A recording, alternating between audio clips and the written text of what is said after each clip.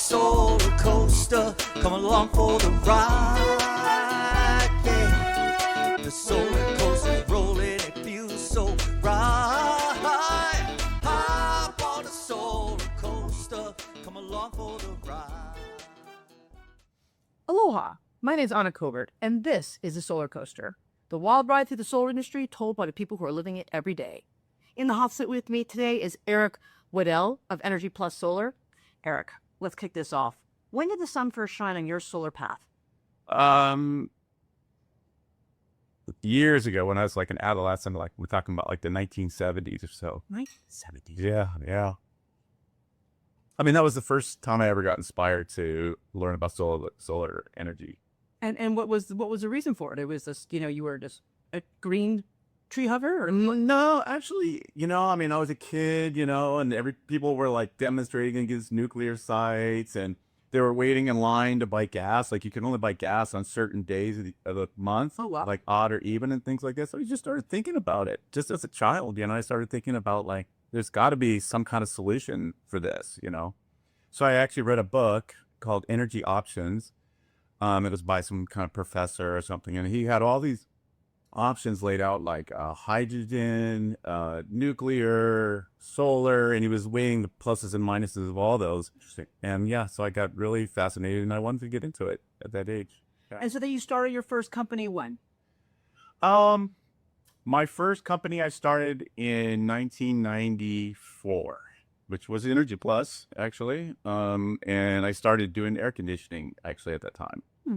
Yeah. And pool water heating. And pool water heating. We did pool water heating, hot water, like, for your shower, water, that kind of thing. Yeah. And when was the first time you installed an actual PV as we know it today? So, yeah, PV started to come into the picture commercially, like in the early 90s. And I remember we sold our first system. It was a Sharp system made by Sharp. And we installed it on a lawyer's roof who had gotten a settlement. And so he just had a bunch of money he wanted to spend. So I remember that, yeah. So we did like a sawtooth design. So we did our own design. And, we were like super creative in the early days. I mean, we used to just make our own trackers, all kinds of style. Yeah, we designed and installed our own tracking systems. We put up windmills. We just pretty much did it all. Wow. Well, without any rules, without any permits, you're just like, yeah, we'll pop a wind. Yeah, well, solar, yeah. I mean, they used to come out and ask me, like, does it work? They weren't even sure what they were looking at. Utility companies? Huh? This is before the utility grid connection. Yeah, this was like the building of safety coming out, and then you come out and look at it, This was like 2003. I think the first one I put in was 2003, actually, so. Wow. Yeah. So, what do you think was your most exciting up in the industry? Like hands in the air, rise in solar? When did you really see it come together? As far as the solar industry? Oh, yeah, or your role in solar. Now you're doing some cutting edge things that other dealers aren't with your storage and innovation and kind of smart home. Where do you think was kind of one of your biggest ups worth mentioning? I mean, it really started to accelerate probably in around 2014, somewhere around there. I mean, we were just putting in a lot of systems. I mean, everybody was getting into it that time, That's when a lot of big corporations started to get into it. We became a SunPower dealer at the time, and it just took off. I mean, I had a complete sales department that, was run by a sales leader. So, yeah, we really, that was a golden age of installing. So you realize this brand you became a master dealer. Right. And when we met a couple of years later. Right. Wow. So every ride has its drops. What has been one of the worst for you, and how'd you bounce back?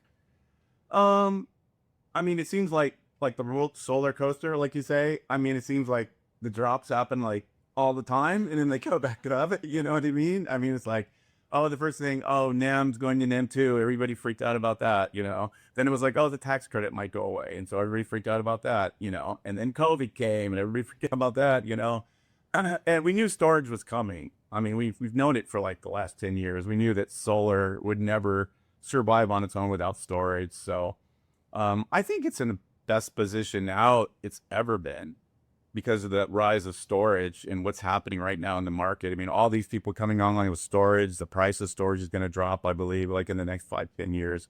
It has gone down significantly. What is Yeah. it, $100 now a kilowatt versus like $1,000 Yeah, it was like 1,000. Yeah, yeah. Especially the lithium. Yeah. ion. What kind of batteries are you looking at now? What are you most excited about that's coming out? I mean, lately we've been using the Powerwall, which a lot of people are. Yeah, the Powerwall 3. I mean, it's very convenient. It's got the backup switch. I mean, they were the first to come out with the backup switch, and so I mean, we just get great customer satisfaction with that. But we're open to talking to. There's a lot of people coming online. Like I said, that's why I'm here at this show, and we're just open to see what's out there. So. Yeah, for commercial solar, what are you looking at in terms of storage? I know that's kind of been early in adoption, and there's of course the Tesla mega packs. Yeah. But what else is coming out that's not there's salt storage. I know there's all different types of new technologies. Can you share any with us? Well, I mean, small commercial is coming online with smaller packs, not like the mega pack, but like sort of in the maybe 100 kilowatt hour range, with storage, between 100 and like 300 kilowatt hours. That kind of range is starting to come online. So I mean, there's a lot of products, but mostly it's battery. That's what we're working with. Besides that, strategies as far as like load shifting, Albatross and all that kind of fancy stuff. I think it's really interesting even today when we really look at, what are you selling the customer? Is it battery backup or is it energy storage? People might think, well, is there a difference? And we know there's a big difference. Right. Or like, are you doing this just so that you have, reassurances if the grid goes down, or are you actually trying to save money? Right. With time of use charges and these other things that are just radically popping in and out. Right. That's the most important part of it, really, is the arbitrage. I mean, that's what they're designed to do. They're very heavily software dependent and, firmware dependent, so that's the big challenge, is having reliable systems as an installer. You know what I mean? Because we're basically lined up with whatever manufacturer we're putting in. So it's kind of a symbiotic relationship. Like, they need us, but we need them. We need quality manufacturers. They need quality installers. So Look at you to mention that. I think I'm kind of surprised, a little part of me surprised that there hasn't been a manufacturer for panels that has been able to have a storage solution that we really feel is, top of line. Right. In SunPower Tribe, we know that was a gigantic failure. The Sonic Vault was one of the biggest failures we ever there. Experience. Yeah, Sonic tried to do it as well, and they got out, and LG tried. They were both. What are your thoughts? And like, is there, are you seeing anything coming? Do we think that they just have to now, because now we have 2 insurance policies or 2 warranties. And again, that's kind of what we all loved about SunPower, was that complete confidence warranty and just having to go one place. Right. But it's interesting they no one's been able to figure it out. What do you think on that? Well, like I said, I mean, it's the quality of the product that matters, right?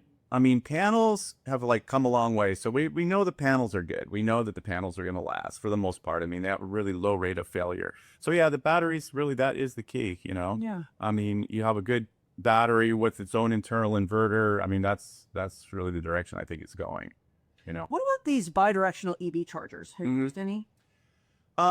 Yes, actually. In fact, I have a meeting with a company called Decibel. Oh, yeah. Sorry. Are they French? Yeah, they're Canadian. Oh, Canadian. I'm Canadian, yeah. French Canadian. And so I have a customer, who's actually buying one. And so because of that, he wants me to install it, our company, Energy Plus, to install it. So yeah, so we're definitely, like I said, open to seeing what people have. And it looks like we're going to be installing one of those here in the next month or so. I heard the new Tesla truck, the what is it called? Cybertruck? The Cybertruck, yeah. I heard that there's some combinations where people could take that and then a Franklin is AC coupled, and they can plug it right into, they can jimmy rig that to do bidirectional. Yeah. And I was like, sound a little. Yeah, you got to be careful. You know what I mean? You got to be careful because, the customer's spending tens of thousands of dollars in equipment.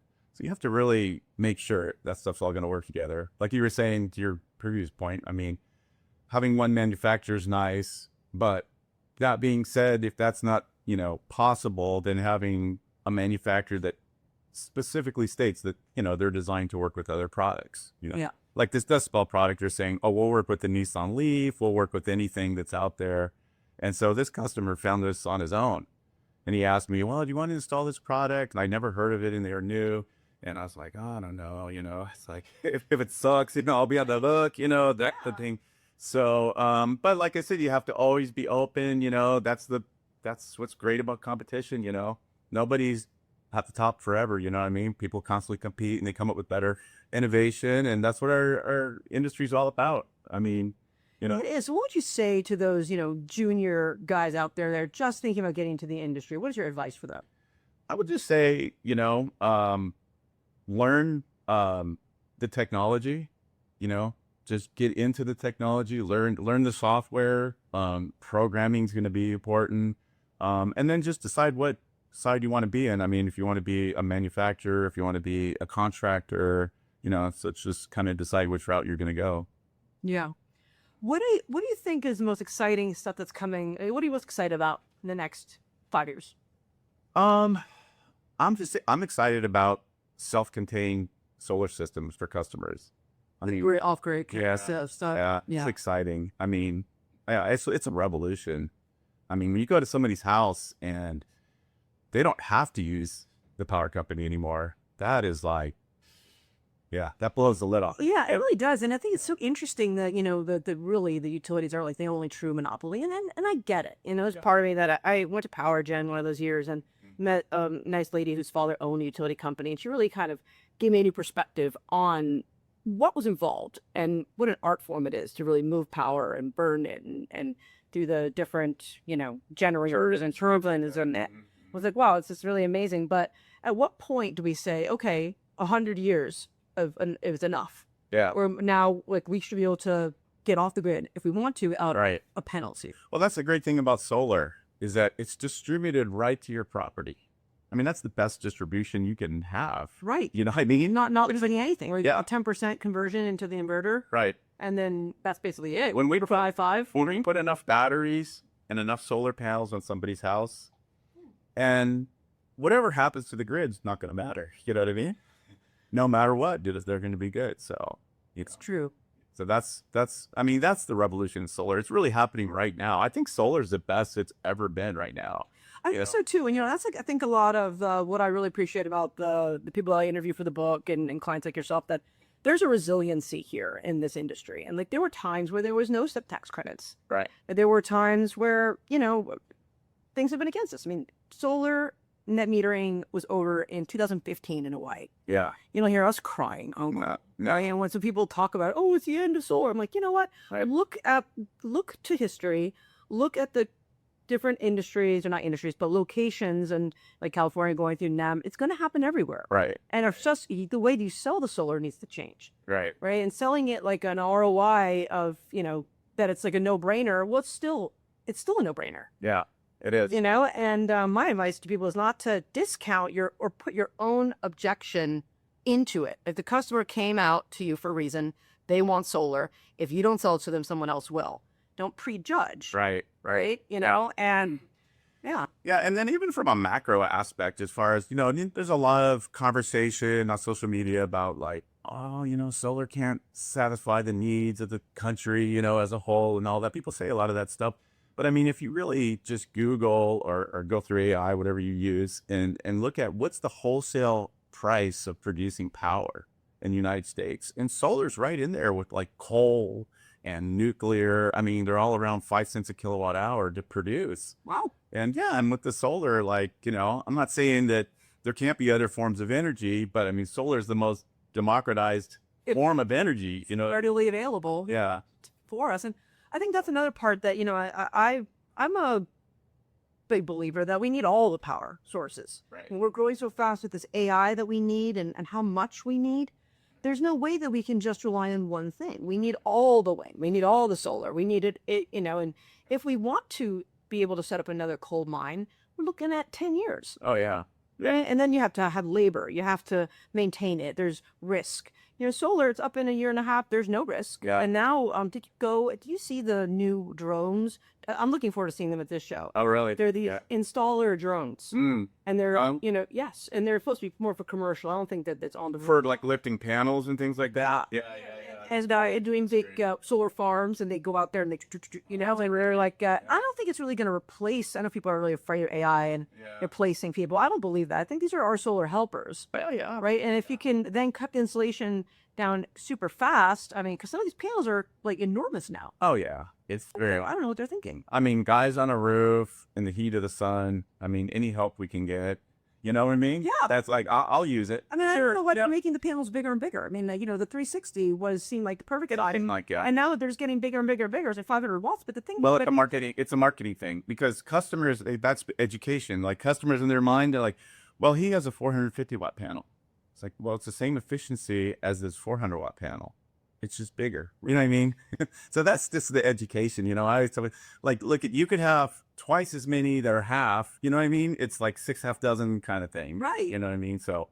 And especially in places like Seattle, where there's really small roofs. I mean, it's basically impossible to even put one on the roof. Yeah. Oh yeah. I mean, some of that. Remember that one firm that SunPower was going to release with First Solar? Yeah. 500. Yeah. The 500 was like a blast panel. Huge. Yeah. Without a frame. It's like, it was so heavy. It was like impossible to lift up to the roof. Yeah, it's hard enough as it is. I mean, the guys are like either carrying them on a ladder or pulling it up with a lift, or sometimes we're renting a lift. I mean, it's always the challenging part, So I'm all for keeping the panels smaller, using the drones. We can get drones to lift them. I'm all about that. Oh, now they're doing panel cleaning with drones. Really? Yeah, I had it's called Lucid Drone, and they do windows and stuff like that as well. But they go up and you hook up the water. You can use it to the client's water, bring your own water, I guess. But the hose, and then it's just one man flying, and think about all the savings of not having on the roof. Like, you less risk of breaking a tile. Yeah. Getting the whole crew up there, they just and then they clean the panel. And it's like right there. Yeah. No, so the technology, I mean, yeah, it's come along. It'll never fully replace humans, but it'll help us doing what we're doing, Absolutely. As you know, in your line of business too, I love AI. Yeah, really? I just started using it not that long ago, only say maybe 6 months ago. And now it's, such a dream. Like, I'll write something, like an email, not obviously in the book, but I'll write an email, and instead of having to, edit it or like read through it again, I just take it and copy paste it into John and like edit. Yeah. It comes back perfect. And I'm like, way to go, chat. Yeah. Well, I used it in a real world situation where I had signed a contract, and he signed it in English, and the financing company said, oh no, this has to be in Spanish, because the application was in Spanish. You know what I mean? So I literally just uploaded the entire PDF in English, and it came back, from Grok in like 10 minutes. I know it is. It's so helpful. I mean, it would have taken me days to find somebody. Absolutely. And then even, just like data, like I'll take data and like all this data. I don't know exactly what I want to do with the data. Right. Before, I used to have to actually do it myself. Now I'll be like, take this spreadsheet, take these columns. This is the cost per 1,000 impressions that I want. This is the click-through rate. Look, analyze these specific numbers and give it instructions. And then it's like, pretty darn good. I mean, it does get it wrong. You got to be like, well, what about this? Or it's like, you're absolutely right. Like, they'll hallucinate a little bit, but it's definitely the future. And on that note, though, what are you feeling is like the risk level? Because I mean, I read that Franklin batteries, they're Chinese owned. They look American with the branding. Right. They're actually owned and they're Chinese owned. Right. What are your thoughts about these span systems and others and being hacked from? Is there a foreign threat? Could there be? As far as like hacking the system, well, I suppose. I mean, all of these battery systems report to a server somewhere. So yeah, I mean, I put in some Solarcs a couple years ago. Yeah. And one of my customers is like this super genius IT guy, right? And he goes, well, I don't like the fact that the monitoring's in China. So he just created his own monitoring for his Solarc. He called Solarc and like literally developed his own monitoring with his thing. Yeah.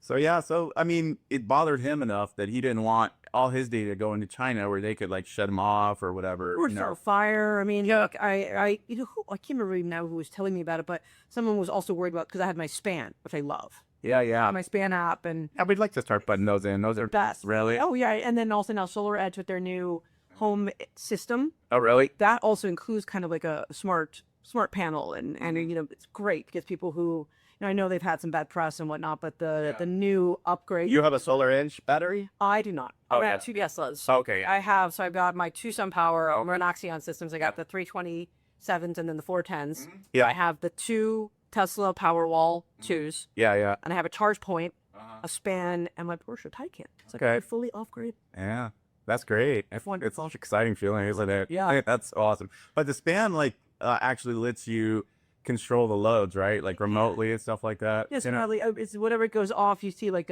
must need circuits, nice to have, Yeah. don't need. Yeah. And then you can tile them through, and it'll show you how much power is left, or based off of. It's a good product. It's a great product. We haven't sold any, but maybe I'll talk to the span guy here today. So You should. yeah. We're also looking forward to seeing at the show. Span panels. I mean, there's having a panel shortage right now, so I'm kind of interested to hear if we can get any REC panels or Q-cell panels. They're saying they're having problems at the border or something like that. Yeah, Q-cell is like, from what I heard, they're shut down for like last year. Yeah, that's what I've. But they had. What about their new facility in Alabama?